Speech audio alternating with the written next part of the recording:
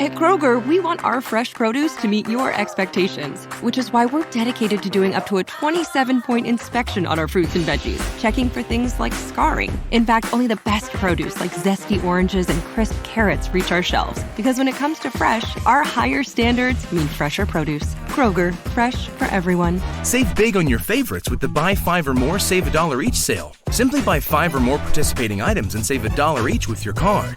Kroger, fresh for everyone. Hello, and welcome into the Eric Zane Show Podcast, a daily show where I discuss news, nonsense, and my personal adventures each and every day of the work week. This is the last of the weirdo days where the start time varies. I can tell you that if I was, doing radio like I told you about, I was headhunted about potentially doing another radio show very soon. It wouldn't be as sloppy as what it has been this week. Being that I would be able to do the show from home would make things a lot easier.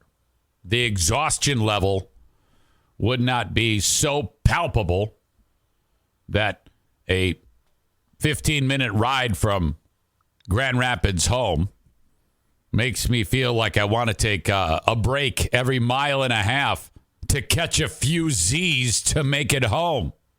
Even if I was doing the show regularly by driving into a radio station, I would eventually settle with, okay, the start time is here, because I'd figure it out. Now, last week when I was doing this, I was able to actually, I think one day I started at like 10 a.m. Today, I sat down and I didn't feel that awful. And I started to write the show that I'm about to do with you now. And then all of a sudden I noticed that my mouth was open, I'm drooling, and I'm like, you know what? These people, you all, my audience, deserve the best. You deserve sharp Eric Zane. So in order to keep the quality at an appropriate level, it's very important I get that beauty rest to be able to recharge, come in here, and beat the shit out of everybody. Like poor young Adam here. He says, I need consistency, big fraud. And I'm like, hey, I'm with you.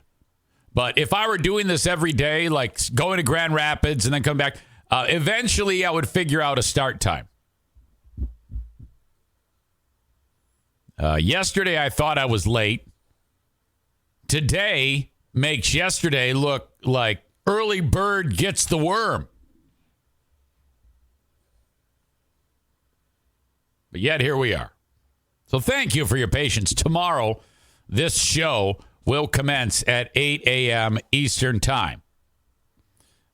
Unless if, for some reason, Bakita does not make it back from his vacation. Before I talk about the first part of the day, I'm going to bring in someone who's waiting for me to call. That is Kyle. Let's kill with Kyle. Hello, Eric Zane. Hello. Hey, Eric Zane. Eric Zane. What up, Kyle? What's going on? Yeah, it's been a crazy couple of weeks doing the show late.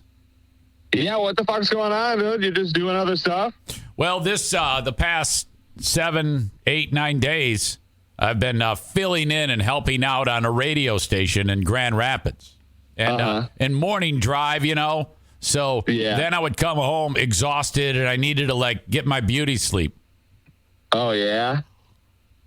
What are you like when you're like that? Do you get cranky?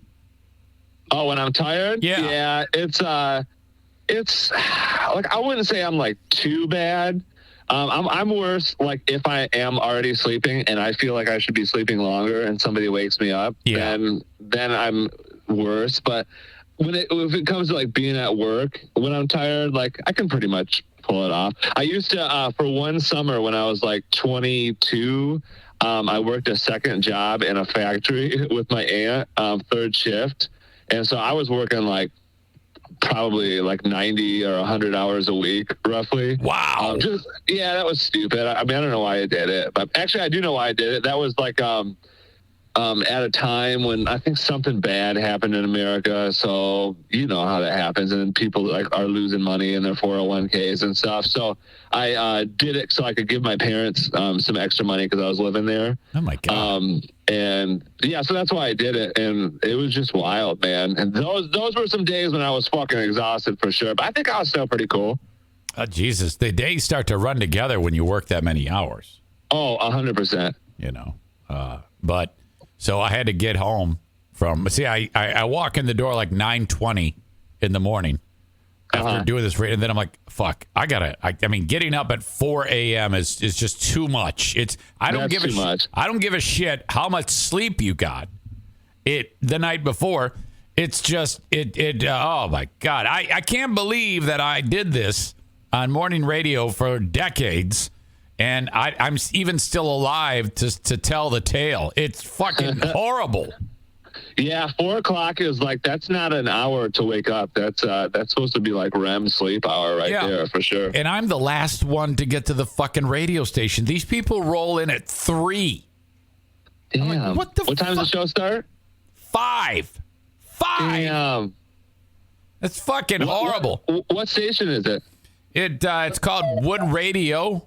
WOOD, and it's on AM, and then it's on FM on 106.9.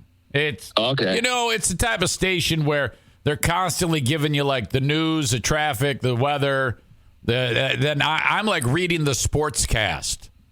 Yep. So that was my gig, and then I chit chat with the guy who runs the show. His name's Steve. Okay. But it's all right. I mean, I like being on the radio. I really do.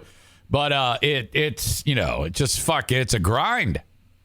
Yeah, that's too early. That brings me back to I was just reading like a couple weeks ago that like fucking in like the year, like I don't know, in the 700s or 800s or whatever, like on basically like how the calendar is based. Like I think like one year in October, they just went, you know what? There's only fucking 5 days in this month. So they took out all the rest of the days and made October like 5 days long, and then like just continued it afterwards. And then you're just like, time's not even fucking real, dude. Like the date's not real. The time's not real. What the fuck's going on? You know, you're not kidding. That's the type of thing that I think about from time to time and wonder who came up with this concept? You know? I know. Yeah, you know what I mean? Like just some dude with like an ancient sundial just trying to convince people like, yeah, no, listen to this, okay? When the fucking shadow is over here, it's 1 o'clock, dude. What's so fucking hard? And everyone's like, what are you talking about, dude? Exactly. I've thought this exact same thing. And then somehow by just doing that, the fuckers figured out time. That's incredible. I know. Yeah, they just like, no matter what you say, like obviously like, we're humans and we perceive reality how we do. Like, yeah, they just like made up time and they're like, trust me, this is a fucking thing. And they're like, remember how yesterday you did some stuff and today is not the same? And they're like, oh yeah, okay, you're onto something here. And he's like, that's called time, baby. Yeah. And everyone's just like, they just fucking went with it, dude. You know that there were some people who were burned at the stake for even suggesting this. Oh, for sure. Yeah, you know what I mean? Like it's probably just how any sort of event happens. Like even COVID. Like I bet like to introduce time to the world, they had to have like a COVID type event where like there was tons of news coverage. There was like mandates, and everyone's like some guys out there is like, the time's not real. I ain't fucking doing it. Right. And they're like, all right, well you got to stay in your house then. Yeah, the ones who didn't believe time were the ones that, you know, support Trump or some shit, you know? Yeah, for sure. I'm not fuck. They got signs that say "fuck time" on the back of their chariots, you know? Yeah, for sure.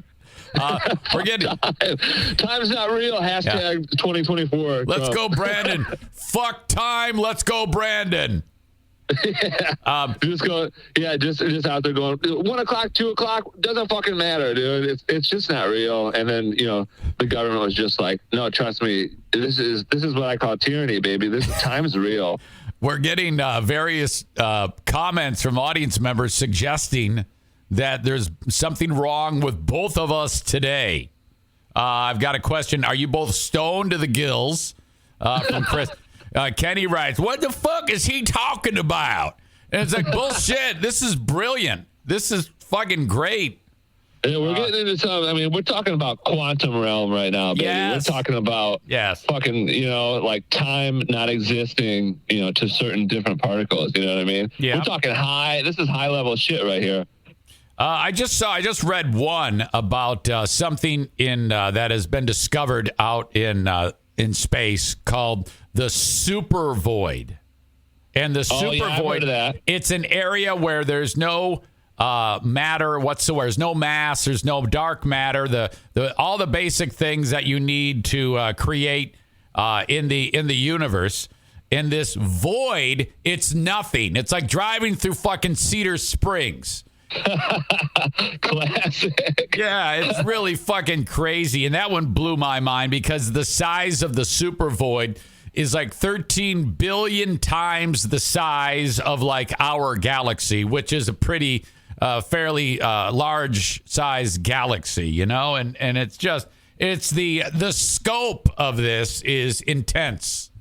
Yeah, the fucking super void, dude. Then you can't talk about the super void without tripping yourself out. Because then you start thinking about, okay, you're like, if there's nothing there, you know what I mean? Right. What is nothing? You know what I mean? Like, there's obviously something there for a void to be in, but you know what I mean? It's like, but if there's nothing there, like, what are you in? Because you can never answer that question. The difference between nothing and something. You know what I mean? These are all incredibly tangible and astonishing points of view and questions. But the problem is when you say them in front of normal people, they look at you like you're a psychopath.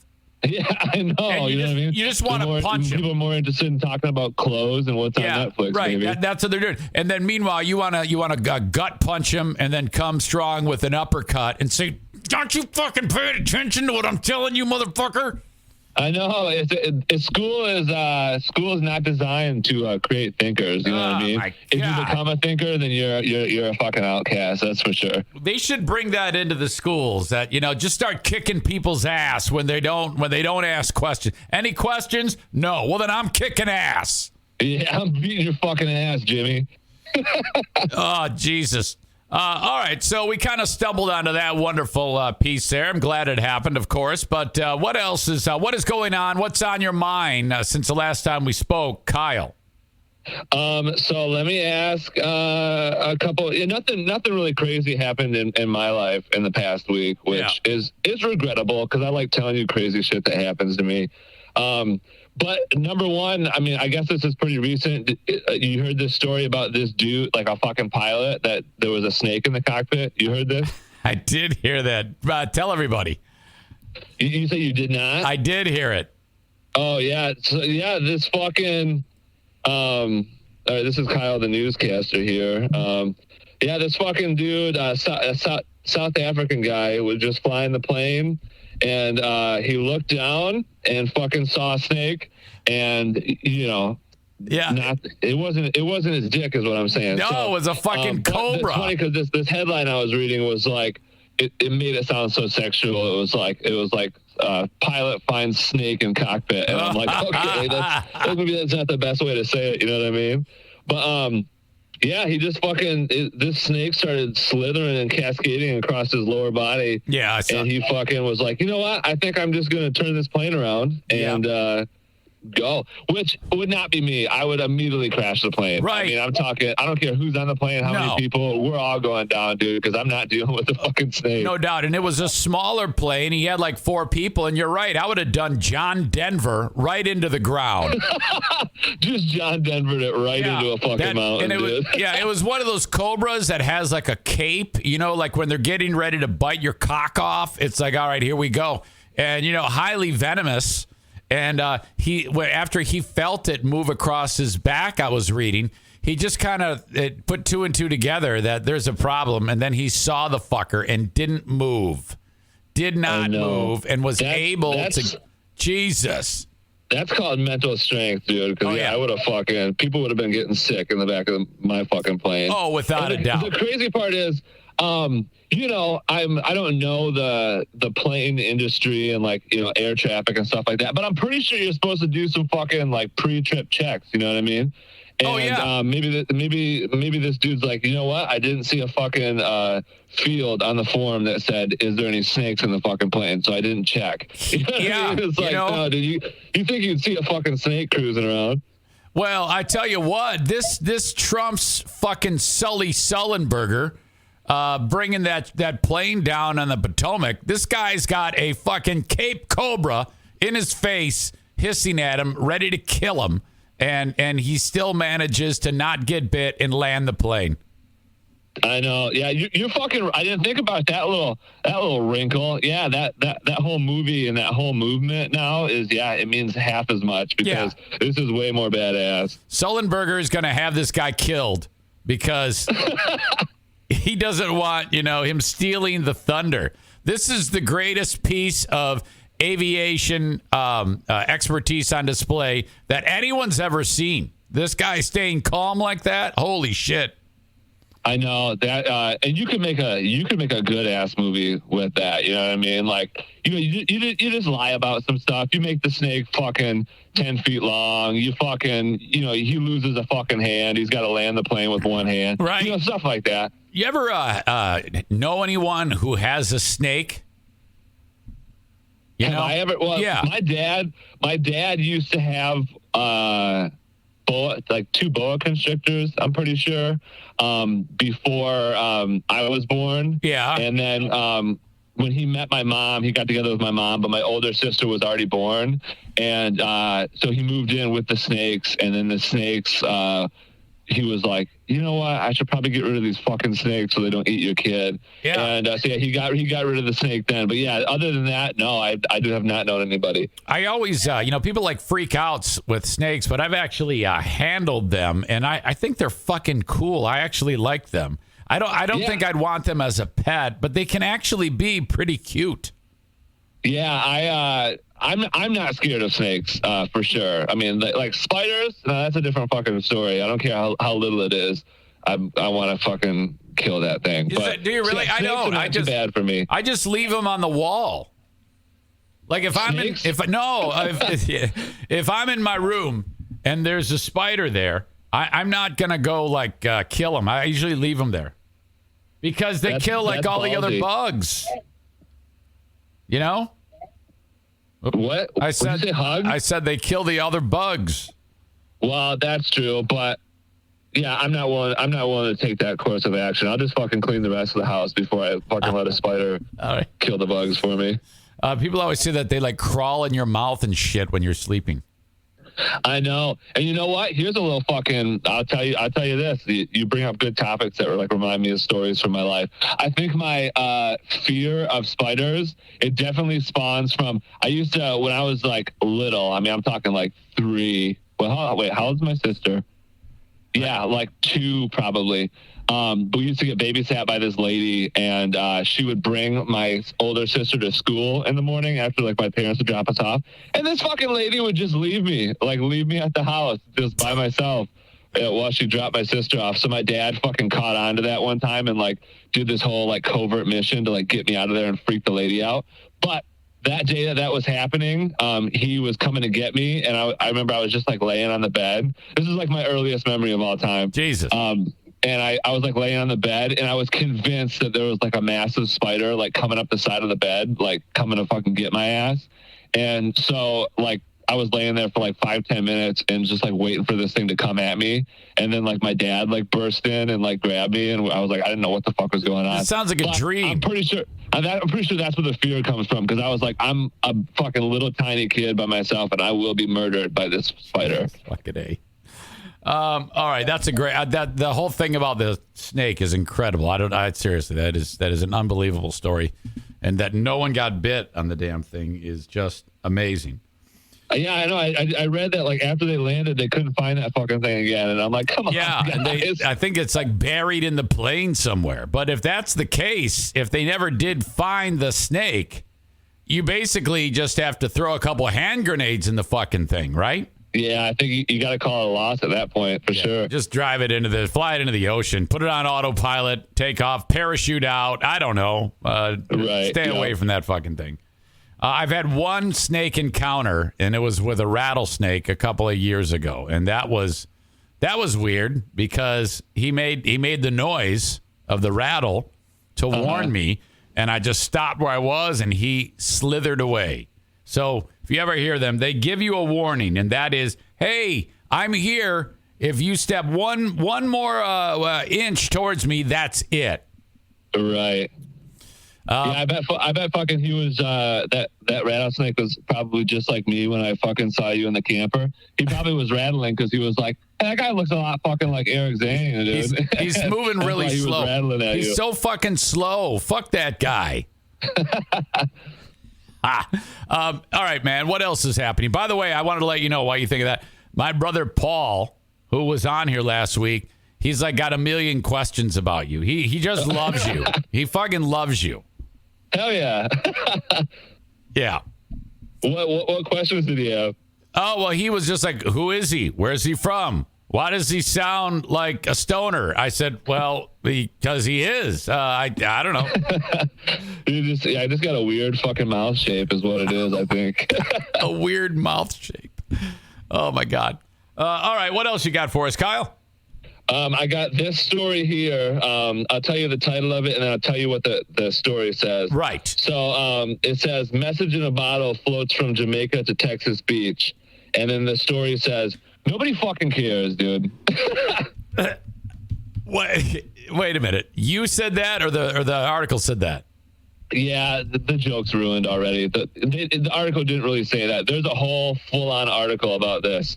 And for me, what the story should say is nobody fucking cares. Oh, dude. I see. I got you. It's 2023. The message in the bottle has been going on since the beginning of fucking time. But dude. It would be. We don't need a whole article on it. Wouldn't it be something though? Now, how old was? I mean, was it like they threw it in the water on Wednesday, and the following Wednesday it wound up in Texas, or was it? Let's see here. Yeah, okay. The fucking notes from 2022. Looks like June in 2022. Yeah, that's so stupid. That's fucking stupid. That's bullshit. Now, if we had one that was dated 1493 from some guy named Columbus.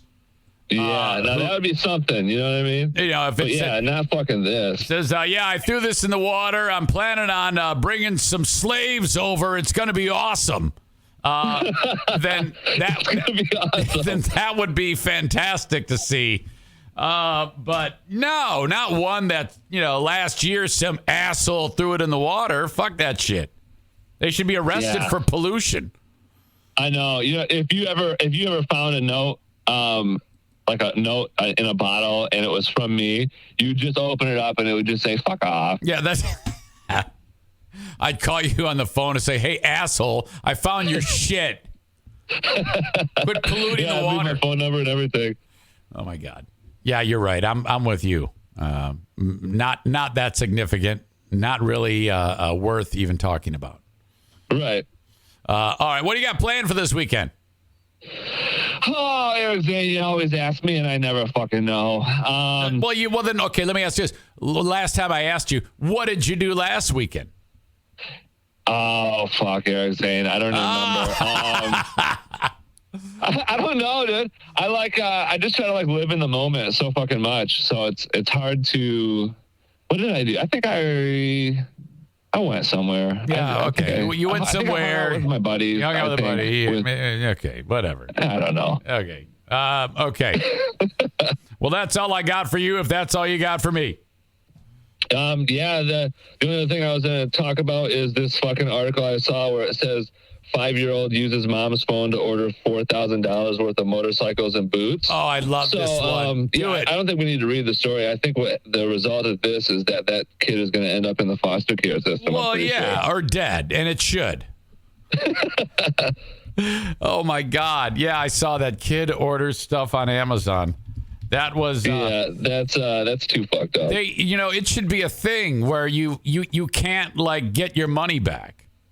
I know. Yeah, you know that's because what would you even say? You know what I mean? Like, hey, my 5-year-old or whatever just ordered $4,000, and you know what I mean? Like it's bad on one side, but then like imagine if like they ordered from like just a tiny small business and they needed that $4,000 to survive. Yeah. And they're like, no, you got to fucking give it back because of little Jenny. Yeah. So that they've already like paid for cancer treatment with the money.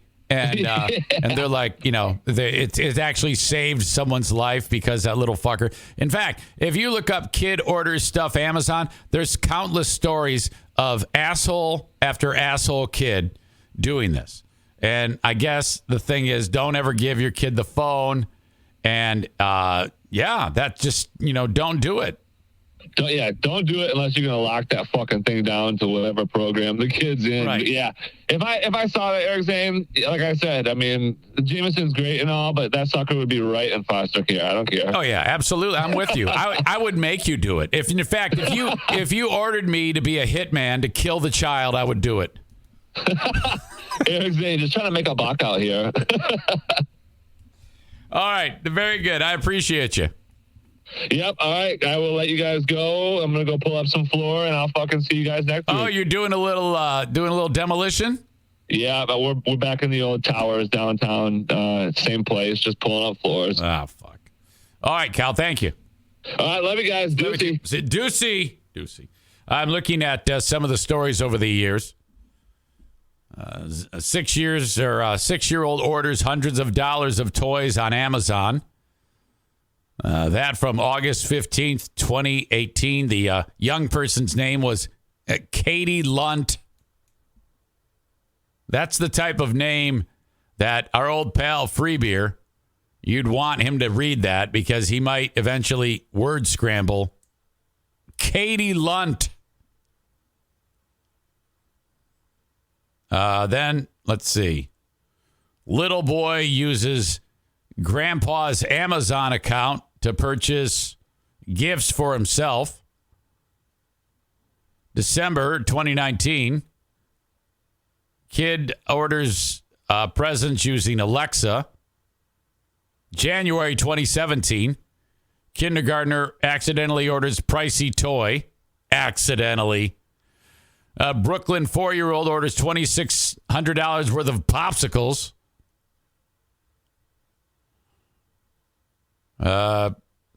August 2018, another one. And then, let's see, where's the one from just the other day? 5 days ago. It's probably going to be an ad. There always is. You get the details, some perplexed parent. I don't know how it happened. I don't know what's going on.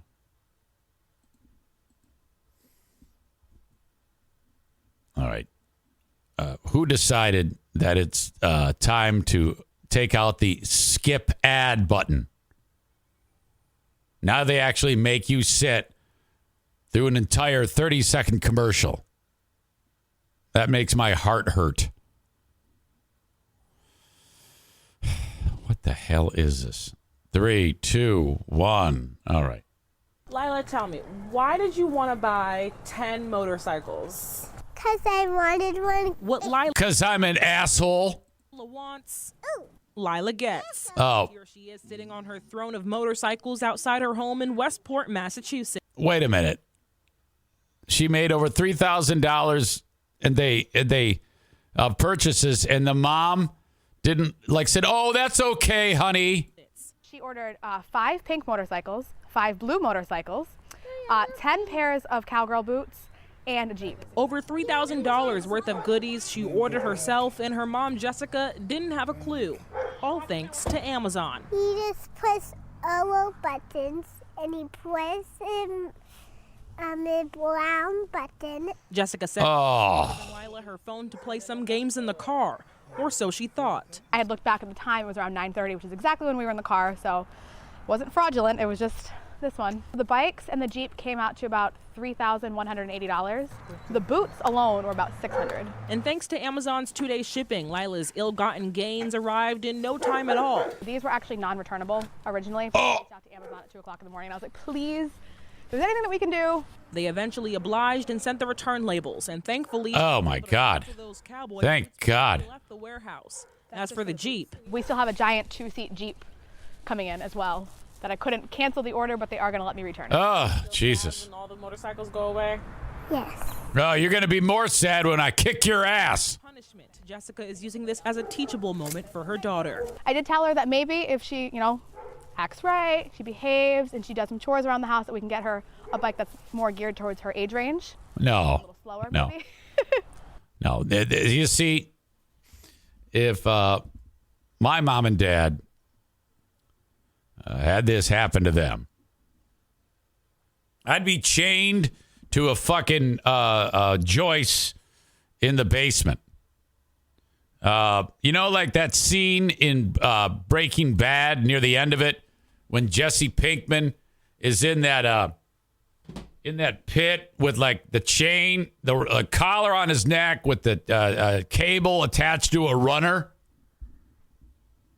That would be me. That's what mom and dad would do. Maybe just mom, because I was 8 when dad left. Thanks. Nice childhood. Cole says maybe she should watch her kids a little better. Well, no, she gave the phone to the kid. She gave an unlocked phone to the kid. That's just dumb. Josh says, notice no father in the video. Classic masshole. Yeah, I can't say for sure if there's a kid or a dad there to watch over them. Who knows? But Jesus. What a fiasco that is. Fuck. And of course, there's probably going to be a GoFundMe started for this kid or for the mom. They're probably going to raise like $5 million because of this. Meanwhile, there's people dying from cancer and they throw out a GoFundMe to get one more chemo treatment so they can live a week.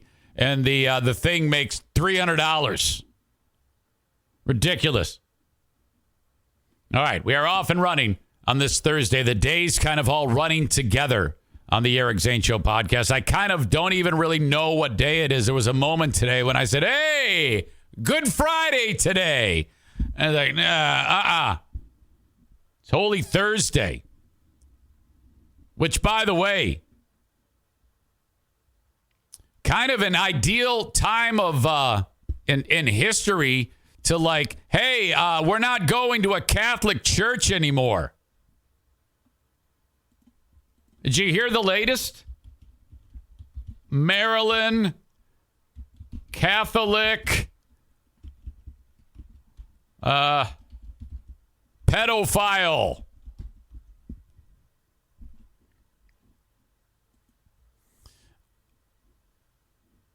It's people are like, wow, it's Holy Week. I can promise you that's by design.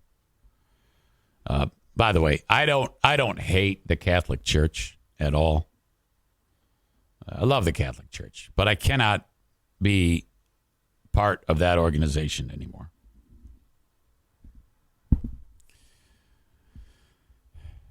And if you were to plot out a timeline from when it first started to be a thing. Remember back in like the diocese in Boston, various priest abuses, and I was like, boy, oh God, what am I going to do? This is kind of weird. Well, good thing that's not happening anymore. And I can't say for sure that, well, I would venture to guess that the rampant priest abuse of the olden days is gone. Let's hope. But it sure stings every time I hear yet another report about various attorney generals saying, there's still plenty of cover-ups that need to be talked about. And people need to be brought to justice. At the end of the day, and it isn't just Catholics, it's any institution where adults are with children, I think. I think you can, it's very easy to just blame the Catholic Church, but this is not specific to just one denomination. It's various religious organizations in athletics, coach, student, athlete, teacher, and student, teacher and student, and then like Boy Scouts. I mean, every time you've got adult with kid, there's always one that's going to make it wonky, it seems. And they blend in very well. Okay? You know, here we live in a day and an age where people are outwardly saying, hey, I have a sexual identity issue and I'm going from this gender to this gender. And they're very upfront with the world about what's going on and what's important to them, and nothing criminal or predatory in any way. And these people on a regular basis are just destroyed by the Kid Rocks and the Travis Tritts of the world, which I'll get to that. That's a new wrinkle. And then meanwhile, these scumbags are in plain sight. It makes things very, very upside down. Hiding in plain sight. Nearly 200 Baltimore Catholic clergy members and administrators were exposed yesterday as sexual predators. A 4-year investigation by the Maryland Attorney General. It's a vast, sweeping report on child sexual abuse in the Archdiocese of Baltimore. Released during Holy Week, as I said, 4 days before Easter, describes how the religious leaders you've all heard this before. It's the same thing. It's a broken record. Use their authority and trust to sexually abuse more than 600 children over the last 80 years. And this was covered up by the church. Oh, boy. Quote from A.G. Brown in Maryland. This report illustrates the depraved systemic failure of the Archdiocese to protect the most vulnerable. I'd say it's beyond failure. I think it's downright subversive and criminal. Well, it is. A failure indicates you just didn't do a good enough job. That's what a failure is. This is a criminal cover-up.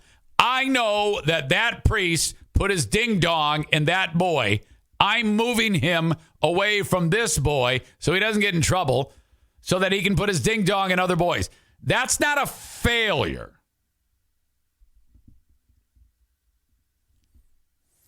Based on hundreds of thousands of documents and untold stories from hundreds of survivors, it provides, for the first time in the history of Maryland, a public accounting of more than 60 years of abuse and cover-up. Time and again, the Archdiocese chose to safeguard the institution and avoid scandal instead of protecting the children in its care. The damning report was released following an intensive investigation into allegations of abuse dating back to the 1940s and at the hands of the oldest Roman Catholic diocese in the country. It details the credible allegations of child abuse for 199 current or former Catholic clergy, seminarians, deacons, members of religious orders, teachers at Catholic schools, and other employees of the Archdiocese. About 150 of the named abusers, most of whom were male clergy, committed the perverted crimes while serving or living in the Archdiocese, while the others allegedly committed the crimes in other jurisdictions but had lived or worked in the Archdiocese. They were moved to there. Some parishes, schools, and congregations had more than one abuser at the same time. So they're like passing them around like a trafficking victim. St. Mark Parish in Catonsville, Maryland, had 11 abusers working there. It was like, fucking Penn State is linebacker U. I know that's a bad example considering their own problems, but St. Mark's was pervert priest U. From 64 to 04, 40 years, they had 11 abusing rapist priests working there.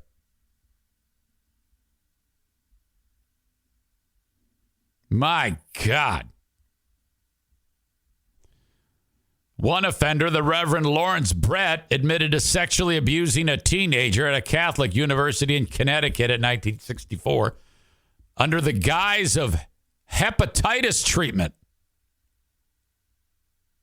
So they say, hey, oh my God, you got hepatitis. I know what'll fix this. Some priest dick. Brett was sent to New Mexico, then Sacramento, where he abused another boy. He was then sent to Baltimore. He was the chaplain at a Catholic high school for boys. In 1973, several students accused him of abuse, and the parish, the school, allowed him to resign. Nothing criminal. Dozens of other victims came forward in the following decades, but school officials never reported the abuse, and now he's dead. Oh, my God. Well, you're thinking, well, this wide-reaching, horrible dragnet of, working to expose, there's got to be tons of people being hauled in. One indictment. Not even a priest.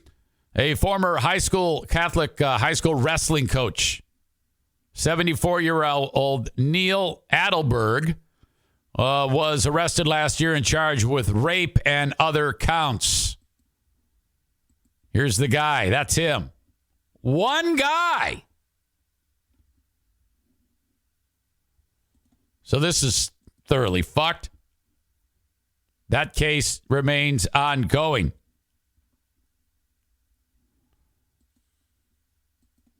Here's the bishop. He's coming into mass.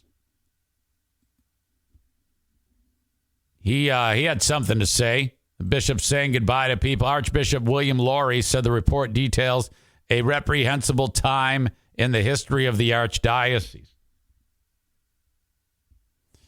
I don't know how you don't step down. That's your team.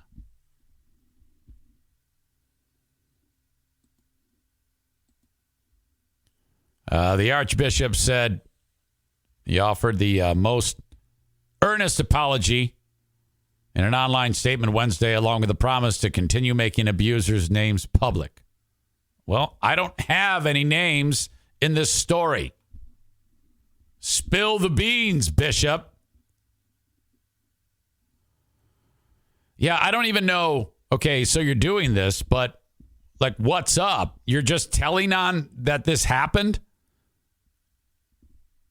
What's going on now? What's the next step? The report details a reprehensible time. It says it is difficult, the bishop says, for most to imagine that such evil acts could have actually occurred.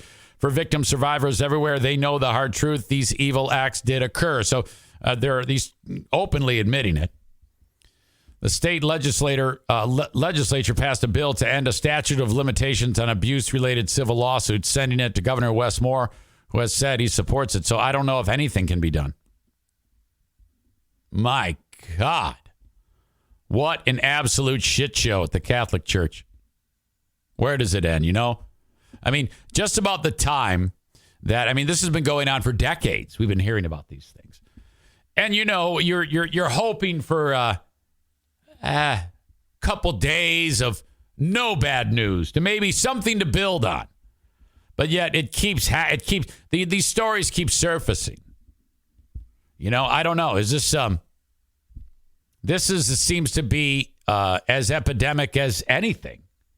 Every time you turn around, there's an adult man putting his ding dong in a child. What the fuck? There's just a lot of oddly wired people in the world, frankly. Horribly criminal. All right. Welcome into the Eric Zane Show Podcast. I'm looking for my Facebook fight music because there has been a Facebook fight. We'll get to that in a brief minute. But as you know, the show is on Facebook, Twitter, YouTube for part of the live stream.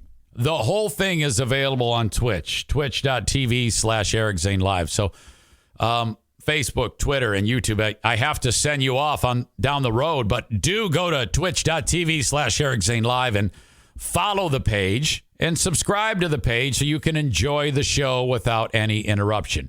If you want the audio podcast, you can get it wherever you download shows, including on the iHeartRadio app. Just search Eric Zane Show Podcast, and there I am. Subscribe to it, rate it, review it, all that stuff. Send me an email if you want to chat, eric@ericzaneshow.com. I love getting emails, and I just don't get enough of them. If you like what's going on the show, you want to, hey, I like this or I don't like that, just send me an email. If you send me something you don't like, I'm probably going to get butthurt, but I'll get over it. If you want to help the show in a financial way, okay, I'm not the one to say, hey, give me money for what I'm doing. When I built all this, the idea was I do the free podcast and then direct those who want more content to the Patreon. Okay, I describe it as OnlyFans with no porno. You give me $5 or $10 a month, and I give you hours and hours each week of content. So if you like this free podcast, you'll love the Patreon. This is what I encourage people to do. Sign up right now for $5 or $10 a month. $5 a month is all the audio. $10 is the audio, video, and live streams. Sign up right now. And then immediately cancel it. Okay? Now, what that does is, because you can always sign up again. What that does is then you get the month because you paid for it already. And then if you actually don't like it, it won't renew, and then you won't get hit with another charge that you don't want. But if you like it, just re-sign up, or this is what you should do, convert it to a yearly and pay for it all up front, and I'll knock 10% off of the cost. So what is $60 a year for the all the audio is $54. What is $120 for a year is $108. You can find it at patreon.com/Eric Zane. But for now, I'm going to send you all off, except for the Twitch folks, because they get this uninterrupted. And Twitch is free, by the way. Twitch.tv/Eric Zane Live. Eric Zane for HelloFresh. You're going to save 60% plus free shipping. Pay attention. Here are the options for you. Take the family out to eat, and then you're bankrupt by the end of the month. That's out. Okay, I'm going to plan a bunch of meals. I'm going to do research, hours on end, go to the store, buy all this stuff. Somebody's going to crash into my car. I'm going to get home. Nobody's going to like it because I didn't do the recipe right. The instructions weren't clear. It goes to waste in the fridge. Blow even more money. And then everybody thinks you're a terrible preparer of meals. Or you can call upon America's #1 meal kit, HelloFresh. I would just like you to try this. We go way back, you and I. So just try this just once. Go to HelloFresh.com/Zane60, and then you'll use the code Zane60 for 60% off plus free shipping. So the box comes to your door after you make the various checks of what you like and how much food you actually want to get, and then let it play out. It comes to your door. The instructions are perfect. They're on individual cards. All of the portions are measured so that nothing goes to waste. You plate the food, you pass it along to the family at the table, and they're like, this is fantastic. I am not kidding you. It is a life game changer. HelloFresh. Again, you go to HelloFresh.com/Zane60 and use the code Zane60, and that's 60% off plus free shipping. Now, this offer does not last forever, so now is the perfect time. As I'm talking to you, log on, do it, sign up, and then get ready to have some fun and be admired by your family and friends. And make sure you tell me how it goes. Reach out to me on email or whatever. Scream at me when I'm running down the street and tell me that I was right, because I am right. HelloFresh is fantastic. I swear by it. I love these folks. HelloFresh.com/Zane60 and use the code Zane60 for 60% off plus free shipping. They didn't become America's #1 meal kit by doing anything other than being the best. Thank you, HelloFresh. Facebook and Twitch brought to you by Irvine's Auto Repair, Grand Rapids Hybrid, and EV. Twitter brought to you by Blue Frost IT. Follow me on those platforms. Facebook.com/Eric Zane fan page, Twitter @Eric Zane Show, and follow the YouTube channel. I just put up a video on YouTube, which I linked on Facebook and Twitter, of Jackie's wedding video. Okay? We hired this fantastic videographer who shot hours and hours of footage and put together a nice 6.5-minute movie of that wonderful, wonderful day on November 19th, 2022. And I linked it on Facebook, Twitter, and you can see it on YouTube as well. You get to see the dress. People are like, what does the dress look like? Yeah, a lot of great moments in there. You get to see my lovely son-in-law, who I described in my speech to everyone there when I was addressing everyone, and I was talking about Justin. And I go, anyone who has a daughter and meets and they fall in love, you just like, okay, how is this person going to take care of my daughter?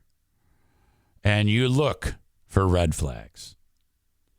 And sure as shit, I have never detected even the slightest malfeasance of character on my beloved son-in-law. I love him so much. He is one of my favorite people on the planet. Oh, my God. I fucking hit the lottery. The jackpot. Oh, that's all you care about is someone to take care of your daughter. Or son, frankly. And we are 2 for 2 and working on 3 for 3. So there you go. I love talking about it too. And Justin is super bashful, Oh, don't. He gets all like hell at the Griffins game on this past week, Saturday. I announced his birthday because his birthday was Monday. And I actually wished him a happy birthday. I said, that's my son-in-law. I love him. I said that in front of 10,000 people. Corey asks, did Ernie become a loser? No. There were red flags, though. I'll just leave it at that. And frankly, I didn't find out about the red flags until after Jackie broke up with him. But there was some real issues that I found out after the fact that I was not privy to for fear that I would shoot him. And I'm not kidding you. They were very worried about what would happen to Ernie had I found out what was happening. But that's all water under the bridge. All over. I like Ernie. I do. Despite the red flags. Because, he's at a certain stage in his life. Jackie's moved on. And that's that. Corey is like, I want to hear the dirt. Nah, I'm not going to do that. Come on now. Let it go. All right. How the hell did I get on that? The open and live stream brought to you this time around by the Dirty Donut Race. You're like, what the hell is the Dirty Donut Race? It sounds like a some type of snuff film or something like that. No, man. This is a terrific local bike race, the Dirty Donut. It's on dirt roads in Martin, Michigan. It happens June 3rd. If you want details, you have to go to the website dirtydonutrace.com. All right, there's like 4 different races you can choose from. There's a race for everybody. If you're super competitive or just want to go out and have a good time, maybe you're new to this type of thing. So you got the short races that are 10 miles, and you got a 22-mile race, 41-mile race, and a 61-mile race. For every donut that you eat, you take 5 minutes off of your finishing time. So let's do the math here. Even a person who's hasn't ridden that much, you can cover a mile on a bike in 5 minutes. So if you manage to put down 10 donuts, you can finish with a negative time if you really, really go after it. Think about that. Hey, how fast did you do the race? Oh, I was minus 3 minutes. They also offer a standard race called the Sprint, where the winners will they don't stop for donuts, but fuck that shit. I want to eat some donuts. They got all sorts of awards. This is the type of thing where afterwards you got the barbecue lunch. Everybody's drinking beers. You get free T-shirts. It's a good time. A lot of fellowship. The cycling community is absolutely great. You might even get some sex. Cycling jerseys for those who eat the most donuts. Trophies, cash prizes, and a bunch more. So this is what you do. You go to dirtydonutrace.com. Once again, dirtydonutrace.com. All you got to do is get 10 miles in, and you're going to do it. You're going to have a ball. Go there and sign up. And when you're paying, what you need to do is use the code ZANE23, and you will save 10% on your sign-up fee. So Donut Dan, you see him in the chat from time to time. He is the one that put this thing on, and he's doing great things. He's going to wind up with like 750 competitors, this deal. All gravel roads. It's safe. It's fun. It's June 3rd, so you're not freezing your dick off or anything like that. It's great. The Dirty Donut Race. Thank you to Dan for signing up with the Eric Zane Show podcast. All right, so there you go. I want you to sign up for the Dirty Donut Race. Use Zane23 and save 10%. Hang on a second. I'm doing things here. Eric, what are you doing? Thank you to Irvine's Auto Repair, Grand Rapids Hybrid and EV, 616-532-6600. With, cars these days, when things go wrong, that's a bad feeling. If you're like me, like I got an old beater, I'm going to keep that thing until the wheels fall off. I'm usually good for one take it to Irvine's moment where something goes wrong. I got mine in not long ago. Knock on wood, it won't happen again. But I trust them with the old 20-year-old Silverado. And you can trust them with your cars. Old, new, electric, hybrid, whatever it is. Diesel, they do it all. Irvine's Auto Repair, Grand Rapids Hybrid and EV. If you are in Grand Rapids, they're right in the center of Grand Rapids. So if you're going along 44th Street, right by 131, 3 blocks east of 131 is the street Stafford. Turn on it. There they are. Thank you, Kent County Health Department. Reminding you that the WIC program is for anyone that you may know in your network, in your circle, in your neighborhood, or perhaps it's you who's having a hard time feeding the family. If you qualify through the WIC program, and they will help you every step of the way, you will have a large stockpile of food every month that you can utilize for free for as long as you qualify. If you want more information, 2 things you can do. You can call this number, 616-632-7200, or go to accesskent.com/health. Facebook fight. You are wrong and I am right. You are a stupid prick. You can suck my big fat dick. This is another Facebook fight. Okay. This is what I posted on Facebook. And it's the point is the humor. Kid Rock, which I think we need to park on the way he's drinking that beer.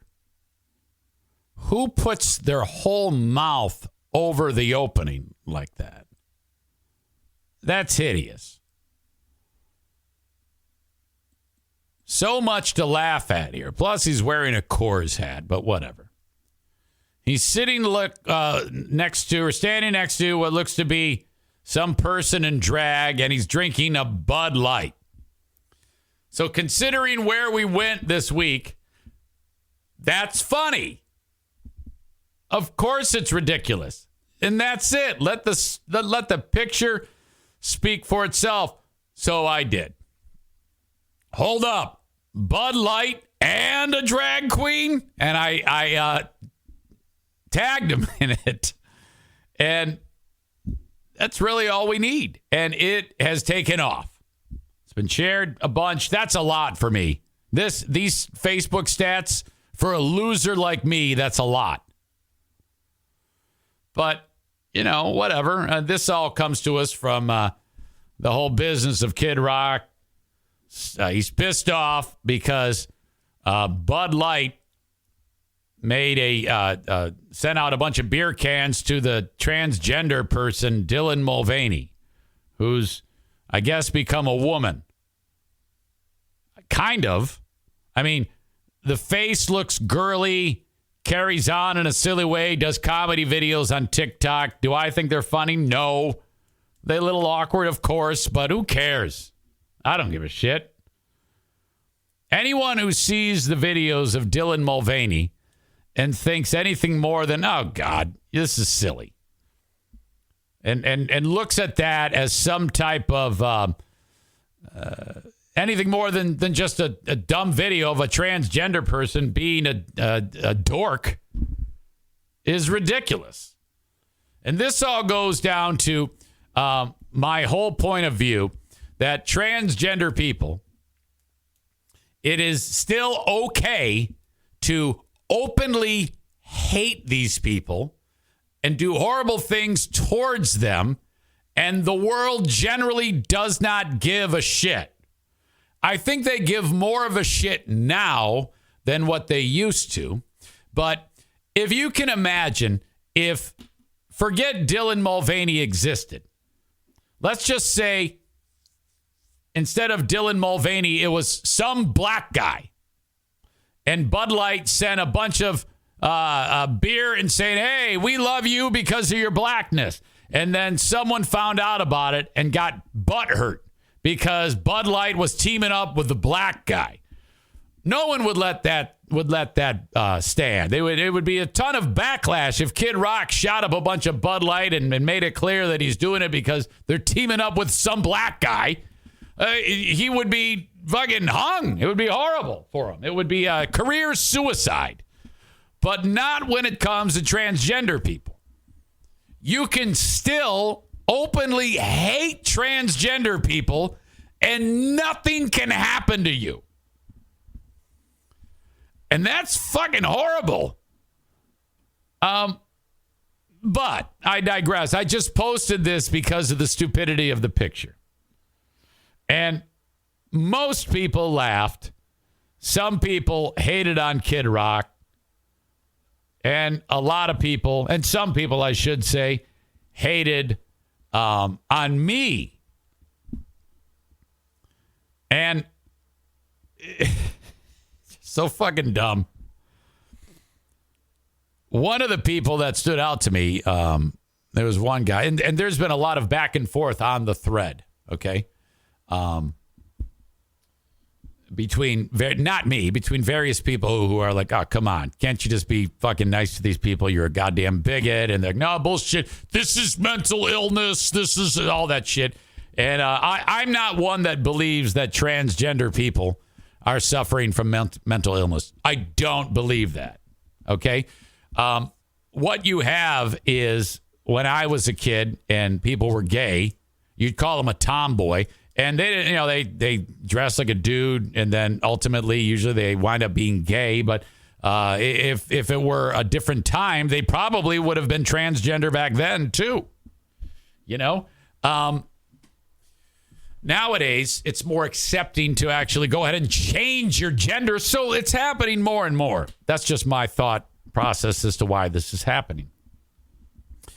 Who gives a shit, By the way, in all of this, you got Caitlyn Jenner is pissed off at Dylan Mulvaney because he's still got a dick, or she's still got a dick, because you can see like a bulge, I guess. I didn't look, but I guess Caitlyn Jenner did. And Caitlyn's like, fuck, you can still see a bulge. I'm so repulsed by this. What the fuck? How can you possibly be repulsed by anything? Who gives a shit? I don't care that Dylan Mulvaney still has like a big, fat, meaty dick. What do you care? Why are you fucking judging her or him? It's her. Why you, of all people, are judging Dylan Mulvaney? Jesus. What the fuck is going on here? It sounds like a goddamn, some type of sitcom. Kid Rock, Caitlyn Jenner, and Dylan Mulvaney in a new fucking sitcom. All right. So all I did was posted that. I had one dumb bitch who by the way, I've found a new technique to eliminate these trolls. I didn't see the comment,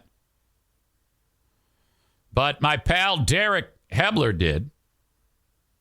And this one chick wrote, she's the only one who wrote it. This isn't happening as much. She wrote, I'm so happy you got dumped by GRD. Now, honestly, we're going on our 8th year. It's been 7 years and, well, it's almost 7.5 years. Wait a minute. It's February. Okay. 7 years, 2 months. And I fucking, there's not a lot I remember. I've been fired twice since then. Derek starts attacking her. I don't at the time. But she continues to press and talk shit. And in fact, her name is Melissa Birdkropf. And Derek wrote, your middle name is the kind of brain you have. Go touch grass. So whatever. He said he calls her a bird brain. Whatever. Pretty weak. Then he says, oh, sorry, I didn't think anyone would be unfortunate enough to call you their wife, so I just assumed you didn't have a maiden name. So now he's turning up the heat. Sorry about that. Anyway, you're a bird brain. She says, no, LMFAO, you are brilliant. That's my middle name. So I see all this, and she's continuing to talk shit about me. So what I do nowadays is I get the most unflattering picture they have. I click on their page, the profile, and I get a picture where they look like fuck. And then I'll just circle their face in like red highlight and just post it. That's all I do. And well, that was effective because she deleted the whole fucking thing. Derek says she's going to think about that for days. He says it looks like a before photo from a rehab advertisement. but it's her current. Okay, great. Then Joe Schroenboer writes, Bud Light is supporting a major mental illness. But yeah, pick on Kid Rock. I did the same thing with this guy. Took a picture, cropped it. It was a picture of him and his little girl when she was like 6 or 7. Of course, I cropped her. I didn't include her in it. I just took his face and circled it, and I wrote, you got your own problems. That was it. Well, he got pissed. Dude, he sends to me on Messenger, you're a lowlife. I never attacked your person. Get a life, libtard. Now you have a picture of me and my daughter stored in your phone, you creep. And I wrote, oh, I thought that was your wife. She's like 6, okay? So, look, folks, I don't know how many times I've said this. There's no one better at this than me.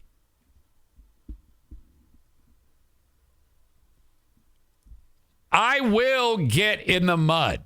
I'm a goddamn pig rooting for truffles. I will fuck you up. There are no prisoners in this game. If you come onto my page and start that shit, you're fucked. And I could have done this with any of these motherfuckers, but I chose him. Lucky him, you know? So again, you don't see the picture of the kid. I didn't post that. I just posted his face and circled it. You got your own problems. He says, that's my daughter. Oh, I thought that was your wife. Now, at this point, it should be game, set, match. I've destroyed him. He doesn't take the L. Like, dude, are you fucking crazy? It's going to get worse for you. You're an idiot, Eric. What the fuck?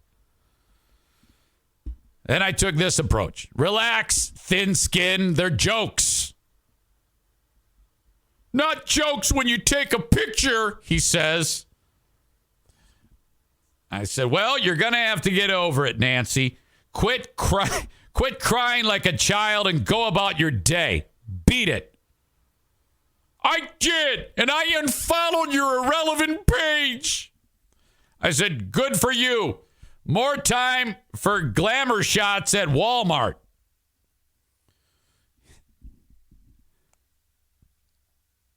He says, it was a daddy-daughter princess dance, but thanks, Eric. I said, look, dude, these are all great jokes, and I'm getting 0 laughs from you. You are getting my full treatment that most people pay me for. You are blessed and privileged to be speaking with me right now. And that was he gave me an actual laughy emoji on that one. So I don't know if I won him over. But that's the extent of the Facebook fight. And all because I just posted a picture of Kid Rock. Stu was one of the first people to get in on this. Stu, always an ally. And, you know, it's been a long time since I've talked to Stu. I think he's changed jobs recently. I still don't think I can get him. He might be talking to some guy who's getting ready to off himself in the counseling world. But to me, it's always a pleasure to be able to speak with this man. But I'm going to guess that this is not going to work out. We might have to get to a point where we're just recording conversations with Stu. Update from Linda. He has quit that job again. I've reached the phone of Stu McAllister. I have not caught up with the LMNO podcast in a while. Maybe Linda incoming. I gotta hear this. I need you to spill some tea on my man Stu here.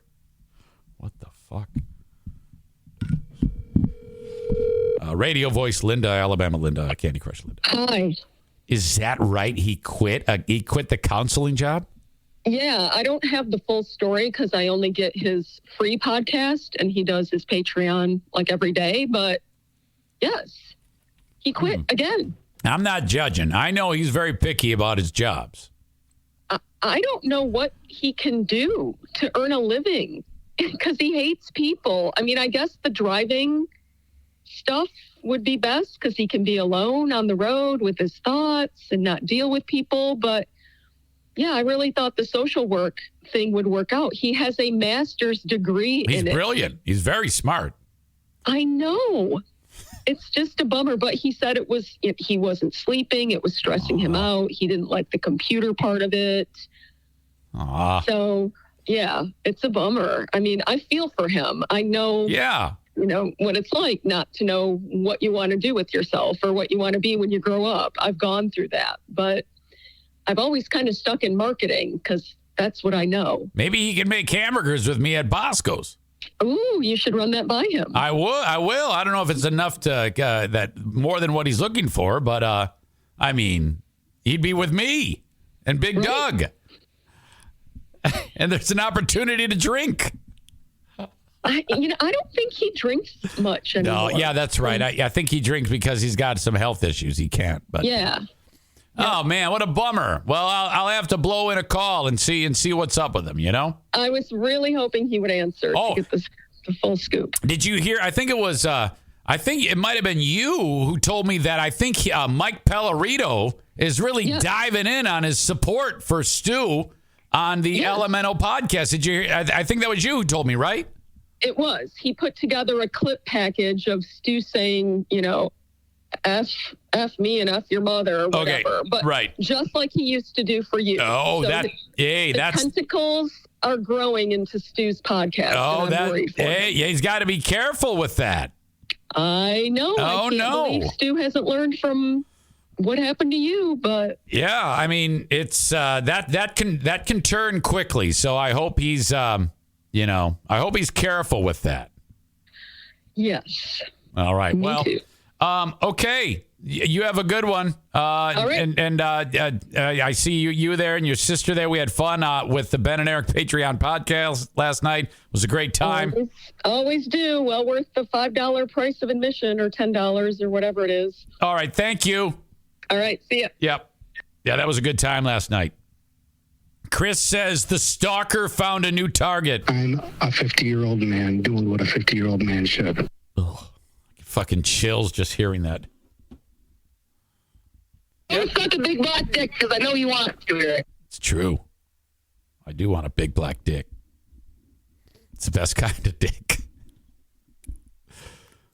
It's when I say things like that make me think, I don't know if you should be on the radio.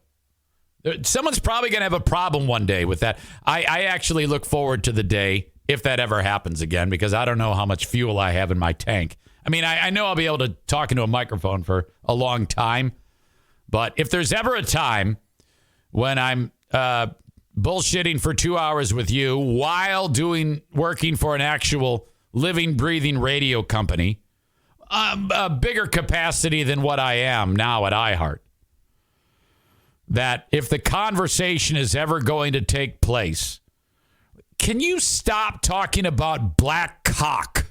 Is there any way you can stop talking about black dick?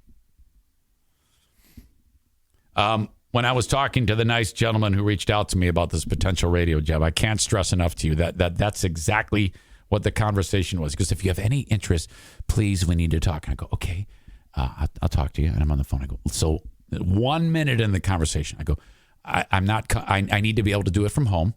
We'll work that out. Okay, yeah, I think we can do that. I go, and you cannot have a problem with anything podcast related, nor can you have anything to do with the podcast. There's no cross-pollination. I won't discuss the podcast on the radio. And he goes, and he stops me. He goes, that's fine. And I go, and I will discuss the radio on the podcast. He goes, we can only benefit. I go, well, then we're going to get along great. You do understand that I'm talking about cock from time to time on the podcast. It's a comedy podcast where I have to stand up in front of people for 2 hours and bullshit with them. So if you don't have a problem with that, It's going to work out. I'm your guy. But I want full disclosure. Every day, shit, fuck, cock, dick, motherfucker, asshole, tits, pussy, and jizz. Regular words said on the podcast. I'm trying to desensitize you so that you can wrap your mind around it.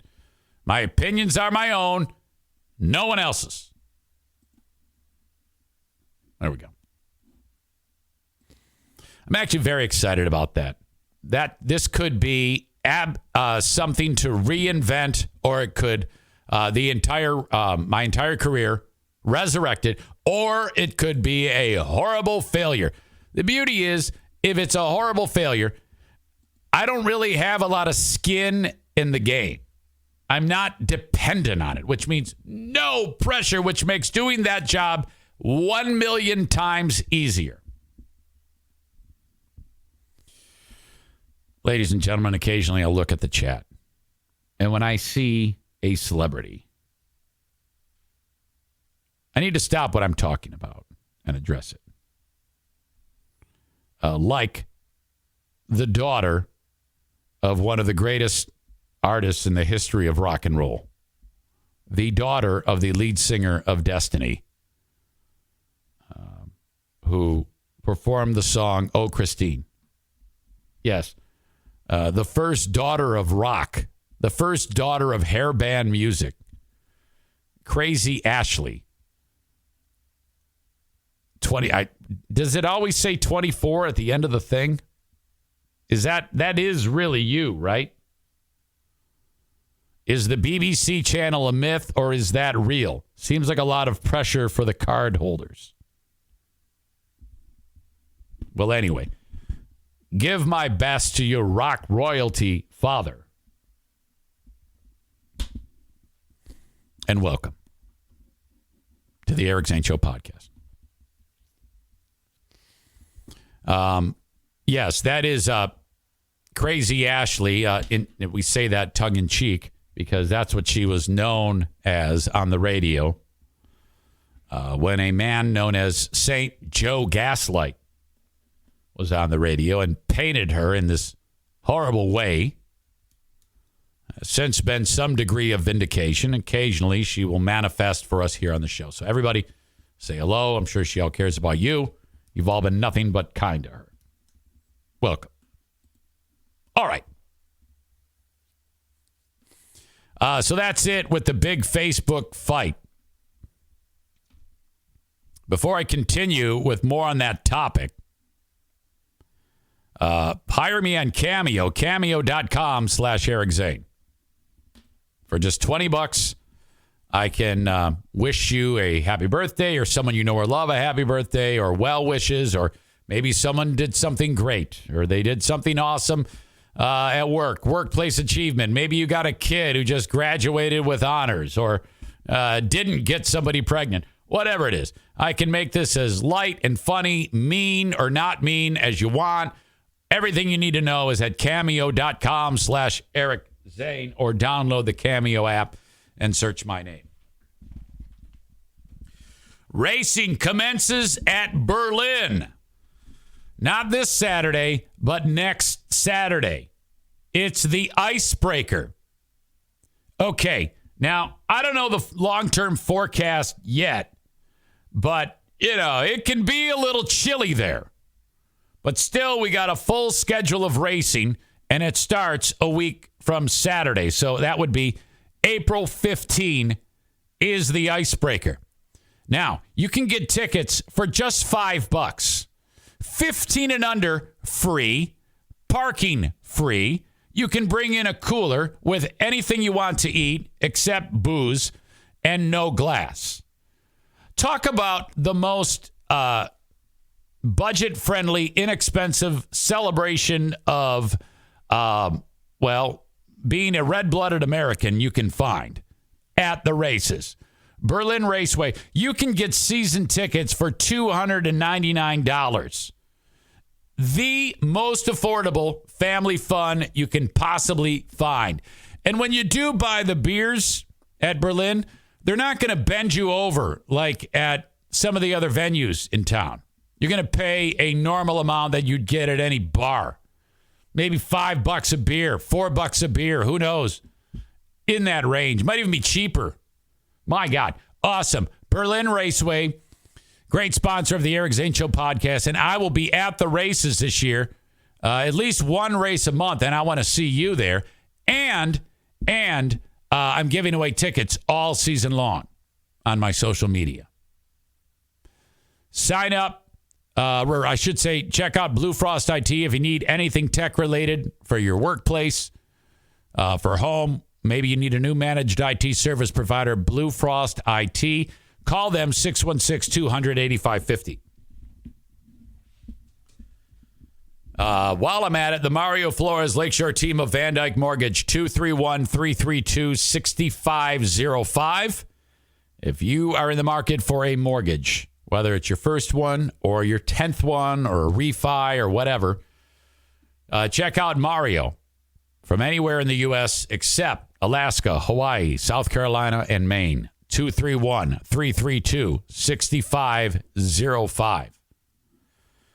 Add Travis Tritt to the asshole brigade for being all pissed off. What a fucking hill to die on. To announce, it's like basically announcing to the world that you're a fucking bigot. You know?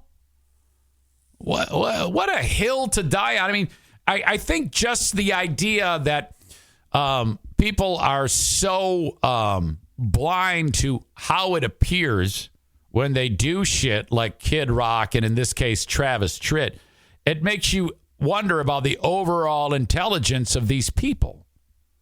I mean, I'm just going to tell you right now, if I hated black people, or anyone for that matter, I wouldn't tell you.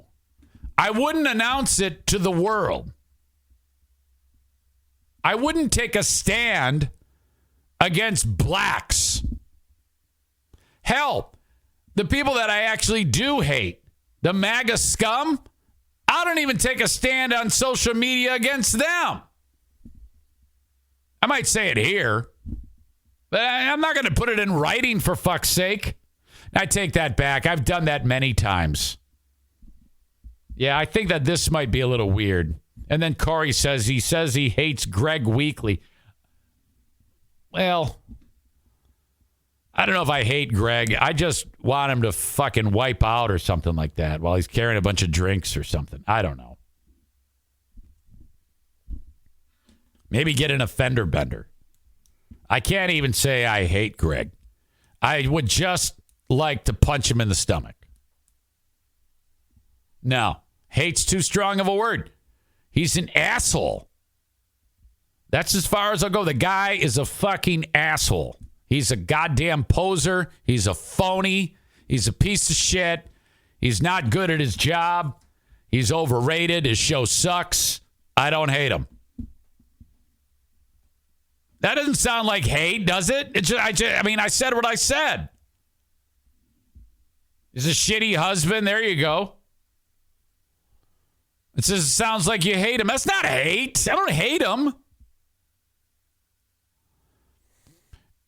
Chris says he was talking about how incredible his wife is this morning. Oh, God. It sounds horrible. Apathy and indifference is a lot stronger of a take, Josh says.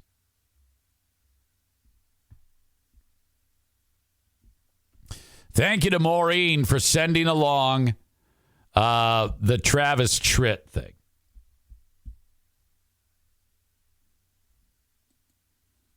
After Kid Rock, another star musician boycotts Bud Light over transgender ads. Tritt, Grammy Award winner, tweeted Wednesday he will be deleting all Anheuser-Busch products from his tour hospitality rider, and that he knows many other artists who are doing the same.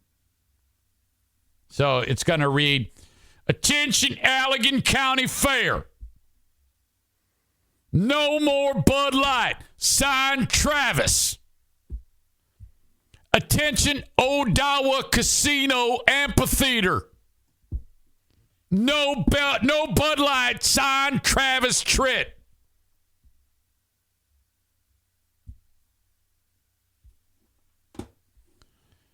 Sir, Travis, you don't have a rider. It's just people get you can't. They get to see you free when they come in and play craps. I don't care.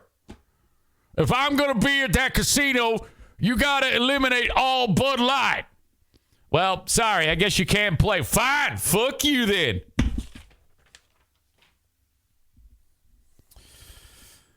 Travis then says, in full disclosure, I was on a tour sponsored by Budweiser in the 90s. That was when Anheuser-Busch was American-owned. Great American company that later sold out to the Euros and became unrecognizable to the American consumer.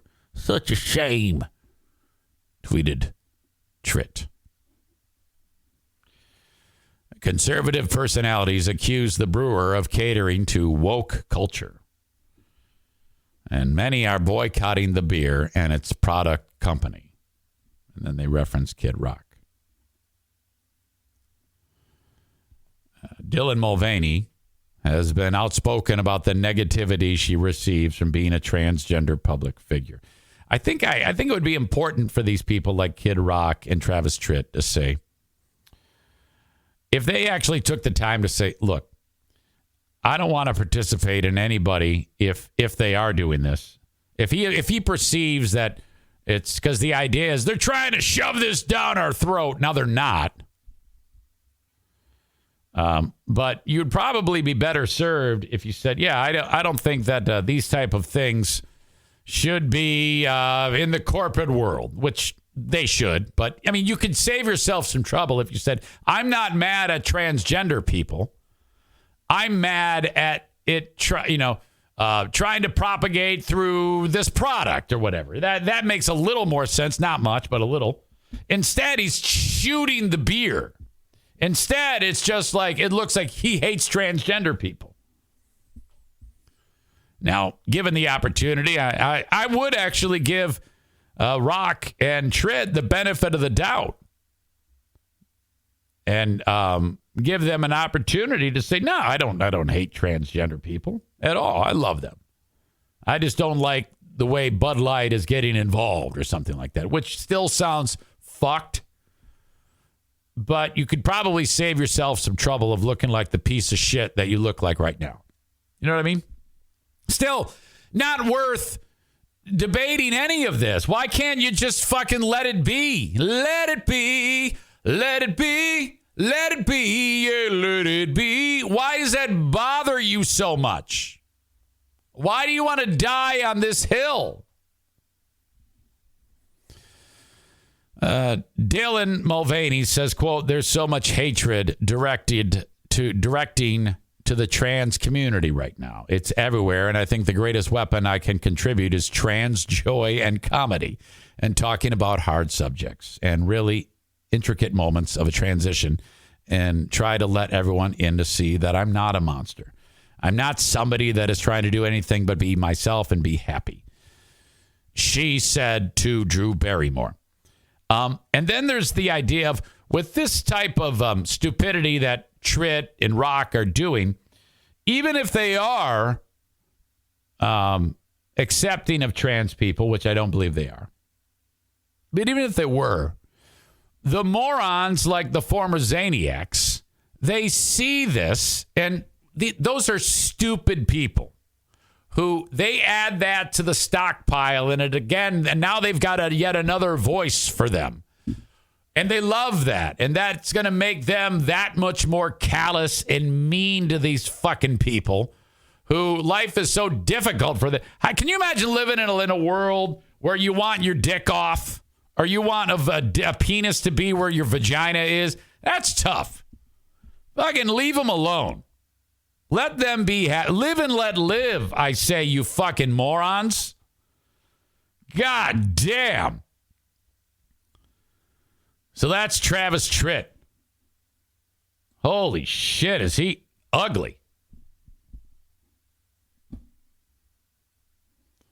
God, I had look at Kenny said live and let live too, right when I said it. Oh my God, that's fantastic. It's like a Vulcan mind meld. Hey man, I was bad. I gave it to you, motherfucker. I gave that shit to you, Eric Zane.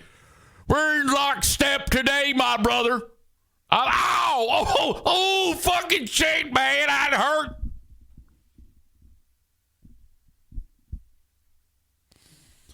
All right. God, I had something else that I wanted to say about this that was right there. It was a nugget I was going to drop. There was a joke in there somewhere. God, what was it? Oh, I remember. On this story from this TV station that everybody's posting the story, the Travis Tritt. By the way, when was the last time you heard it from Travis Tritt? I mean, maybe that's part of the game. Say something shitty about a transgender person. Ben will probably fire off a joke today. Kenny says, or Kuiper says, the Kenny impression will never get old. It's become very loud.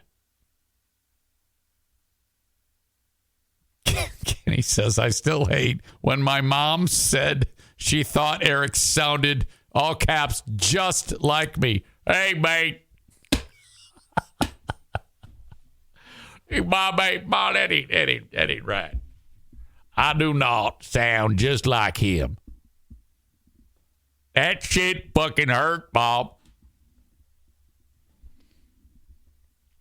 Yeah, but you can't play this for your mother or your father. I'd be disappointed if they listen to this shit. It bums me out when I hear people who I know don't talk like a piece of shit like me. Hear me. Like my wonderful extended family. For my brother, he's my brother. It's very close family. And in addition to my extended family, like my sister / stepsister is, no swearing. Like they actually have a Bible quote that says you can't swear. There's actually a spot in the Bible about bad language. That's true. There's a spot in the Bible that talks about bad language. And my friend Steve Prince, who taught me my gun safety instructor, he's like, Zane, I can't be on your show anymore because you're too far gone. There's too much poo-poo caca. Bible text about bad language.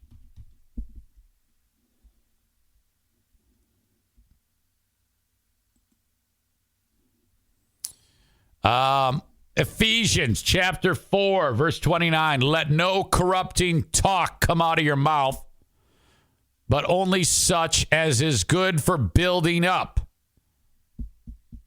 as fits the occasion, that it may give grace to those who hear. Oh, boy. Now, I think I might be able to spin that in a way, because some would argue that the shit talking is actually good for building up laughter. Okay, how about this one? Ephesians chapter 5, verse 4.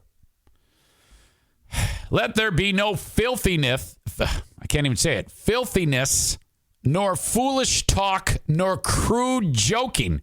Okay, now that sounds like it was written by a program director. Which are out of place, but instead let there be thanksgiving. Now, a good portion of the population does not mess with the Word of God. I am reading to you the Word of God. In a way, I'm corrupting you because of the horrible shit that I say. All right, maybe that's just 2 examples. Make it 3. Colossians chapter 3, verse 8 through 10.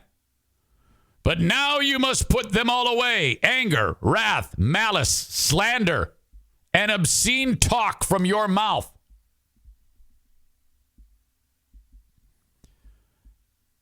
Do not lie to one another. I don't lie. Some say I lie to their ears, but I don't. Seeing that you have put off the old self with its practices and have put on the new self, which is being renewed in knowledge after the image of its creator. Now, these are three big hitters. And I believe I will be at the pearly gates. And I'm going to have this discussion. And it's going to be a long checklist. It's like, all right. I meant this when I wrote that. What do you have to say for yourself? And I'm going to have to be like, maybe, yes. But I adopted Benny. That wipes it out. All right, Eric. Maybe. How about this one, though? In the book of Exodus, chapter 20, verse 7, it says specifically, you shall not take the name of your Lord your God in vain. You know how many times you said my name in vain on that show, Eric Zane?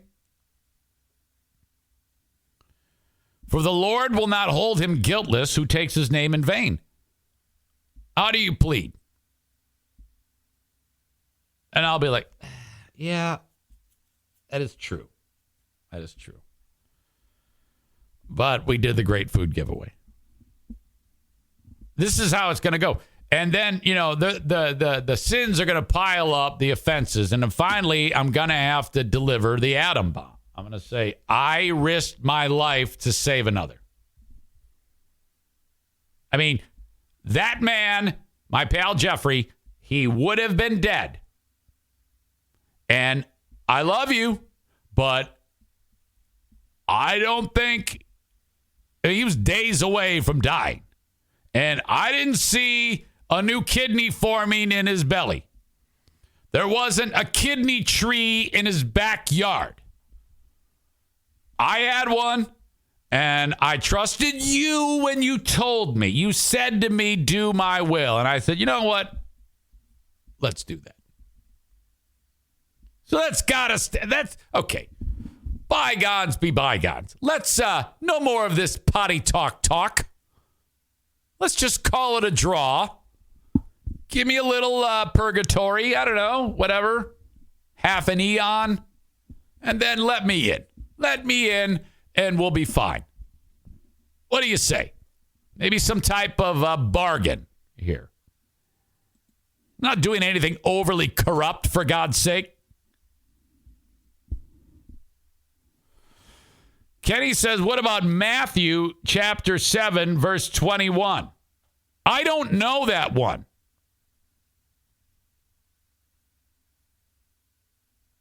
I'm not sure that one. Let's see. Boy, there's a lot that speaks about potty talk. What is Matthew? Let me look it up. Does that say something like, thou shalt not make fun of someone's back injury? Matthew chapter 7, verse 21. We could do a deal where you guys give me Bible verses and I'll talk you through it. All right. Listen up. Not everyone that saith unto me, Lord, Lord, shall enter into the kingdom of heaven, but he that doeth the will of my Father which is in heaven. Let's read that again. Not everyone that saith unto me, Lord, Lord, shall enter into the kingdom of heaven. So what that means is like David Koresh doesn't get in. He's like, oh yeah, Lord, Lord, Lord. I love you, Lord. But then he's like having sex with kids. So he doesn't get in. But he that doeth the will of my Father, which is in heaven. So that verse is talking about me. I did his will. He said, go give that guy a kidney, you potty mouth. And then that's it. I said, all right, I got this. Adopt Benny. I got this. Let Kenny sleep at your house and then throw Bruce on top of him when he's sleeping. I got this. I'm going to do that. See? This is fun. Kenny, I have news for you. Do you remember forever ago you gave me a gag? It's a device where you pull a little tab and then it does a cat's meow. And you hide it, and then whoever is within earshot of it, they think it's a fucking cat. That's like wherever. I have found a wonderful, wonderful place to do this. It's Bosco's Pub. Doug is a practical joker, Big Doug. And I want to do that. And so I'm in cahoots with Doug Jr. and Doug's daughter, Lindsay, and Dee Dee, the wife, his wife. All people that are wonderful. I love them. And we're going to do it on Doug. We're going to hide that fucking thing. And I'm going to put a camera on him. The concern, though, is where he cooks, it's loud as shit because that fan sucking up the grease and the smoke is like really loud. So I don't know yet how we're going to do this. Kenny says you were supposed to prank Diana. She actually took one of those to school and pranked somebody at school. Worked out great. Who cut the cheese? Have you seen the new Waco documentary yet? Yes. Oh, my God, was that crazy. How about dumb Davidian bitch in the yellow blouse who survived it, who at one point she goes, yes, David was having sex with 12-year-olds, but to us, based on our rules, that was okay. That was fine. Like, you sick bitch. How are you? Why are you still alive? And then that one fat fuck who knew how to play guitar or whatever. He was in a band. He was with Koresh's band. I don't even know why that fucker was there. He didn't even believe in the religious shit. He just thought he was going to be in like the Stones. Yeah, the 12-year-olds were women to us. God, let's hope that for those kids' sake, Koresh had a pin dick so it wasn't painful. Fucking A. Unbelievable. All right. How the fuck did I get to this point? Suddenly we're talking Bible verses. What the fuck happened to this show? I love it, but okay. A lot of times on these shows, I have a litany of things that I'm going to talk about and then get to like none of them. I've still been trying to get to these pictures of Dylan Mulvaney. Now, have you ever heard of the term good from afar, but far from good? Okay. Well, I saw a picture of Dylan Mulvaney where she looks cute. Now, that being said, I've said before that like Caitlyn Jenner's kind of hot, especially on the cover of Vanity Fair. But Dylan Mulvaney is not the age of a person that I'm into. I need an old woman. I am not attracted to any women that are like under 55. I have to go with the age of my wife and up. It's just fucking weird otherwise. It gets weird and just strange, and I don't like it. I don't like the idea because I'm always doing the math, Like Freebeer there. He's married to, like, I think she's 17 or 18. That's too much. I'm kidding. I think she's 34. But that's even fucked up. Greg's 50. She's 54. Yeah, I don't know about that. Half your age plus 7. So that, in fact, that right there, that would mean 32, right, for Greg? So I guess he's still in that safe zone, but for me, that's too much. Nope, can't do it. It can't be someone who, when I'm an adult, they're a little kid. I think that half your age plus your 7 plus 7 needs to be modified. Chris throws out her nickname was Jailbait at the restaurant she worked at as a kid. You referring to Greg's wife? How would you know such a thing? That sounds like a big bunch of bullshit that you're making up. Greg says he told that story this morning. That's a lie. Really? There's no way. If that happened, I need to hear that. I need to know when he said it, and I need to be playing it on this. It happened. Chris wouldn't lie. Chris is a straight shooter. Okay. That's fucking ridiculous. I cannot believe he would tell that story on the air. Greg has some of the worst judgment these days. I think because this chick gives him anal, that it's affected his brain. The guy got like no sex from his previous wife. And as soon as this chick started to put it out, the guy turned into a psychopath. Poontang will do that to you.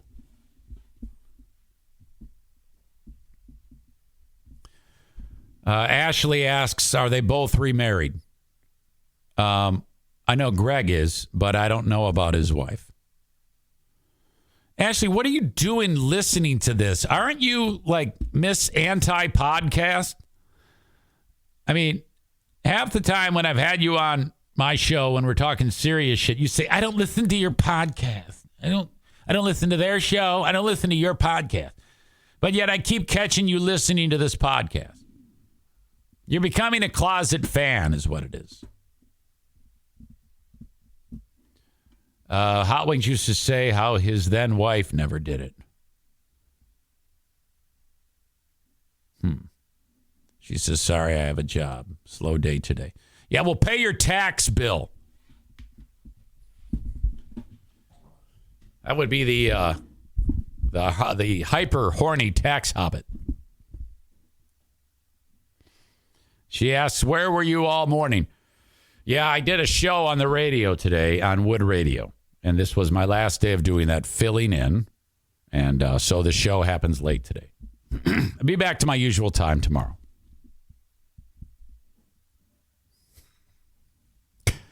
All right. Okay, this is what I wanted to talk about. Dylan Mulvaney. This picture here, where she's got the little green number on, she looks like she's going to be drinking like a St. Pauli girl beer. Good from afar, but probably far from good. Yeah, no. Okay. I'm comfortable if she's comfortable. But, all right. Cute hair. I like the little thing around the neck. The hands looks like, okay. Those hands look like she could dunk a basketball. Travis Tritt, he hates her.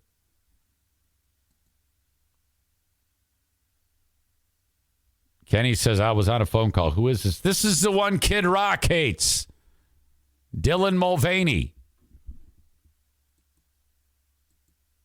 Okay, there's Tritt smiling. Anything else? This is what the problem was. The can says cheers to 365 days of womanhood or something like that with a picture of Dylan on the can. And it wasn't like every can had it. It was just like on a handful of them. A few hundred cans got that.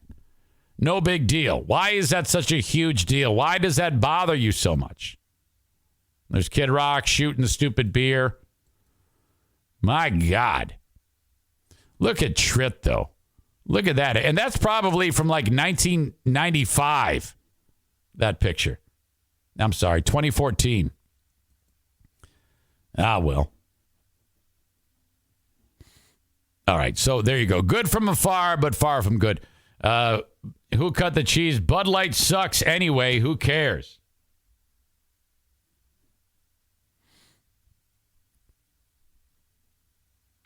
Maureen says man hands on Dylan. Yeah, but whatever. I don't care. Good for Dylan. Okay, I am wrapping this up. I'm circling the drain, but I've got more podcasting to do on the Patreon. As you know, I have T-shirts for sale. You can check them out, ericzaneshow.com. Click merch, get a T-shirt. Thank you to Joe Martinez at A&E Heating and Cooling. 616-516-8579. If you have any heating and cooling issues, you reach out to Joe Martinez. 616-516-8579. We're getting close to the time of year we got to fire up the furnace. So be thinking about that before you do. Call Joe. 616-516-8579. The aforementioned tax hobbit. Now, I'm only doing commercials for Troy Ginzer at Tag Accounting for 2 more days. 616-301-9516. Ask him about the Paying with Sex plan. 616-301-9516. I'm totally kidding. You cannot pay with sex, so I'm told. No matter where you are in the U.S., between now and Monday, I guess. I'll talk about it Monday, and then that's it. You can call Tag Accounting, 616-301-9516. After that, you're on your own. But you can still get this done, no matter where you are in the United States. 616-301-9516.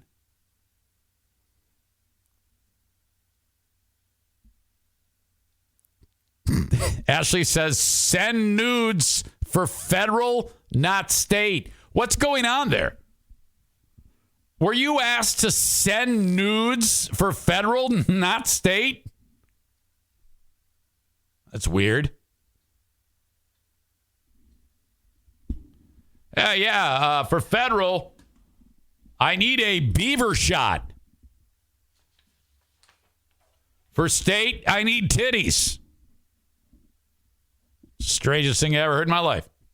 I don't think you can pay with nudes. All right. The asshole of the day happens now. And I don't have any idea who the fuck it's going to be. We've talked about a lot of things. And you know what? A lot of times, I've said this many times, I forget what the fuck I say. Yesterday, the asshole of the day was all offspring. Because all people lie to their parents.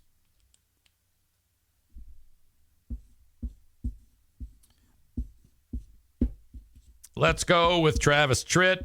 That's an easy one. And your asshole of the day. Brought to you by TC Paintball. You know who wins in all of this? Honestly, Bud Light. I think Bud Light wins out. They've gotten so much marketing from this, and all they did was had 500 cans of beer made with some dude who wants to be a chick on them, and boom. Most people are indifferent to it. They don't give a shit. And then it's win-win because then the assholes expose themselves, and hopefully, they're doing shows, fewer and fewer shows at the whatever county fair. And then more people who support them are exposed. Can't go wrong. I'm telling you, it's all win-win. Travis Tritt is your asshole of the day. And that is going to do it for this. Tomorrow, the free podcast happens at 8 a.m. I'll talk to you folks on Patreon. I'm going to regroup as quickly as I can and get that going.